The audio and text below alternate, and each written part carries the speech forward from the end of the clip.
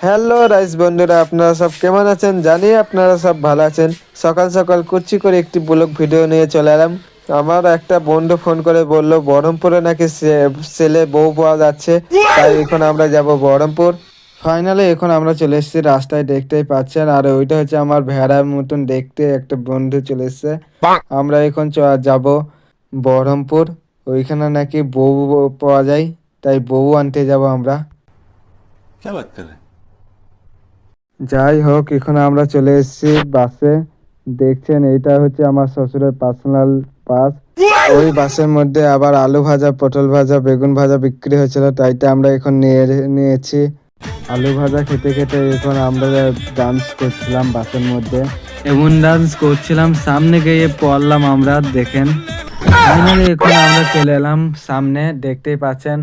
আর এই কাকুটা রাস্তা ভুলে যাচ্ছে, আমি সামনে এসে রাস্তা বলে দিচ্ছিলাম। এই সাইডে সাইডে, এই ব্যাকে ব্যাকে ব্যাকে, ওপরে ওপরে। আমি কাকুকে জিজ্ঞেস করলাম বহরমপুরে নাকি বউ পাওয়া যাচ্ছে।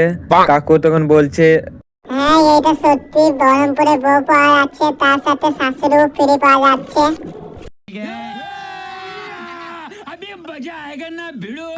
ফাইনালি এখন আমরা চলে এসেছি, দেখতেই পাচ্ছেন। আর এইখানে দেখছেন আরেকজন এসে বউ নিতে চলে এসেছে। আমার শাশুড়ি নেওয়া হলো না, না মানে বউ নেওয়া হলো না, তাইটা আমরা এখন চলে যাব বাড়ি। আমরা এখন চলে এলাম 4 চাকা হেলিকপ্টারে, দেখছেন। আর ওই গলায় যেটা ঝোলানো আছে সেইটা হচ্ছে রেশন কার্ড, আমাকে দিল।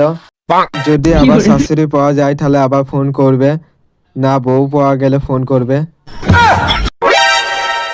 যাই হোক, এখন আমরা চলে যাচ্ছি বাড়ি। সবাইকে টাটা বাই বাই। সবারই বউ লাগলে বলবেন। तेरा बाप यहाँ छोड़कर गया था कि तेरी माँ।